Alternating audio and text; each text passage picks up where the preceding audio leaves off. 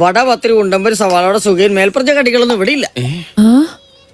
Menu ഉണ്ടോ? ഇല്ല, അങ്ങനെയുള്ള ചീപ്പ് ഐറ്റംസ് ഒന്നും നമ്മൾ ഉണ്ടാക്കാറില്ലെന്നേ.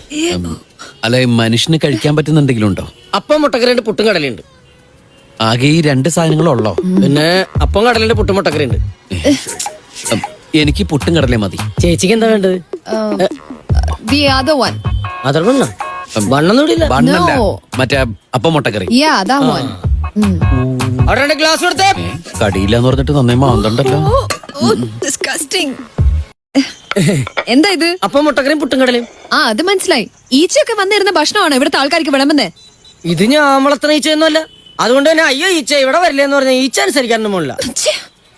ദേ, ഇവിടെയുള്ള എല്ലാവരും ഇതൊക്കെ കഴിക്കുന്നേ. ഇവിടെ ഇങ്ങനെയൊക്കെ കിട്ടുള്ളൂ. അങ്ങനെ പറഞ്ഞു കൊടുക്കും സാറേ. ഏ, show me your hands. എന്താണ്? തന്റെ കൈയൊന്ന് കാണിക്കാൻ. ആ, എന്താ കുഴപ്പം? നല്ല സൂപ്പർ കൈയാണല്ലോ. ചേച്ചി കൈ നോക്കാൻ അറിയാമോ? ഈ കൈ കൊണ്ടാണോ താൻ ഇവിടുത്തെ സാധനങ്ങൾ എടുത്തുകൊണ്ടേ വെക്കുന്നേ? പിന്നല്ലാതെ? നഖം ക്ലീൻ ചെയ്തൂടെ?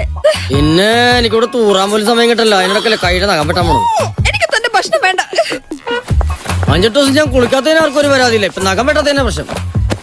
താര കഴിക്കാറിട്ട് ഇത് കഴിക്ക്. രാവിലെ കുറ്റിമുറിച്ച് ഓരോന്നിങ്ങ് വന്നോളും മനുഷ്യനെ മെനക്കെടുത്താനായിട്ട്.